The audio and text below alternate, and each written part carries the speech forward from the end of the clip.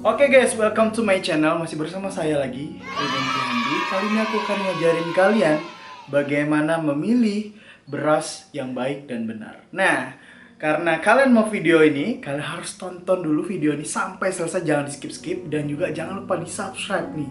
Saya tunggu sampai hitungan ketiga. 1, 2, dan 3. Jangan lupa ya di like dan subscribe video ini. Nah, bagaimana cara memilih beras yang baik dan benar? Sebenarnya beras itu semuanya baik, tapi di zaman sekarang kita harus pandai-pandai memilih beras yang baik dan benar. Karena beras itu adalah komoditi yang sangat banyak dan sangat pokok di Indonesia. Kenapa saya memilih untuk mereview ini? Kenapa banyak dari teman-teman saya banyak yang bilang, "Chef, kenapa beras-beras zaman sekarang itu ketika dimasak tidak kadang-kadang terlalu lembek, kadang-kadang ada yang keras banget." Nah, itu sebenarnya kembali ke tekstur dari beras-berasnya tersendiri. Mungkin kalau di Pekanbaru ada namanya beras Sokan Solo atau Anak Daro atau Topi Koki mungkin. Kalau mungkin di daerah Jawa ada nama Rojo Lele, Pandan Wangi, itu banyak banget jenis-jenis yang beras yang ada di Indonesia. Tapi di zaman sekarang kalian pernah lihat video-video viral bahwa beras dibikin dari butiran biji plastik. Nah, itu sangat-sangat menurut aku merugikan kita sebagai konsumen. Bagaimana cara memberikan trik or trik untuk kalian memilih beras yang baik dan benar?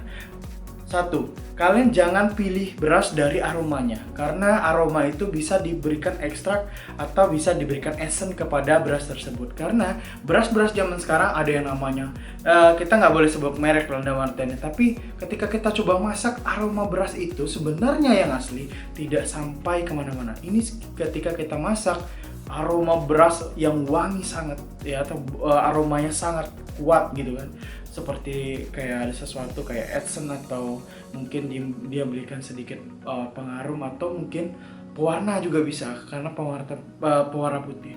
Dan bagi kalian, coba kalian lihat apabila mungkin kalian pergi ke tempat penggiringan beras yang asli itu biasanya warnanya tidak terlalu putih tapi tidak kuning juga. Karena beras itu bagus atau tidaknya itu sebenarnya pertama karena bibitnya, yang kedua memang dasar cara pengolahan yang benar. Karena apa?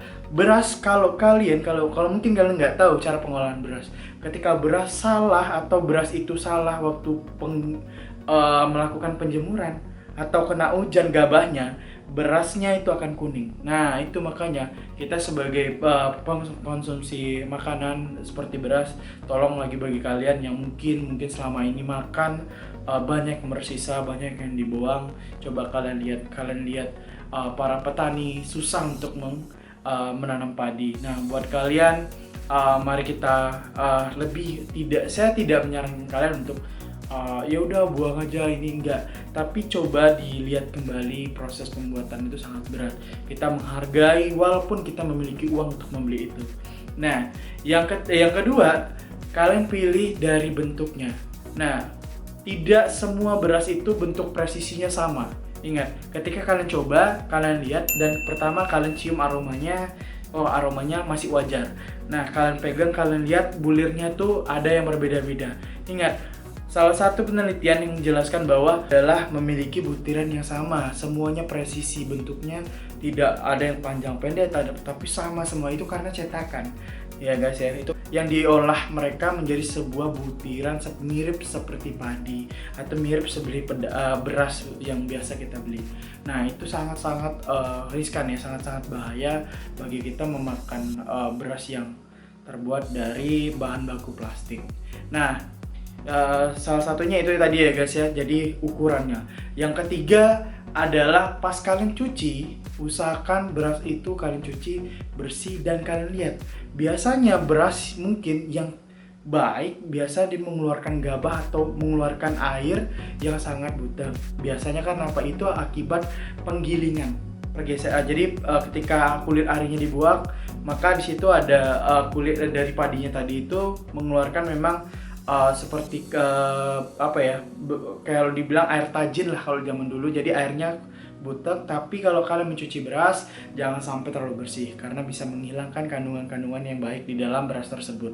Nah, yang keempat adalah ketika kalian memasak beras tersebut, dia memiliki tekstur yang sangat bagus. tidak seperti beras-beras. Mungkin kalian bisa coba ketika beras kalian genggam, biasanya beras kalau digenggam sekuat-kuat apapun dia akan hancur. Ketika kalian coba, ketika kalian mungkin agak sedikit riskan dengan beras yang kalian beli mungkin dari luar kota atau luar negeri, yang kalian mungkin lihat mereknya di luar negeri, kalian coba genggam, kalian coba kepal, coba kalian lempar ke dinding atau ke pokoknya suatu benda yang datar. Kalau dia membalat atau membalikkan, berarti itu kalian harus hati-hati. Itu salah satu bisa dibilang juga adalah beras yang mengandung plastik.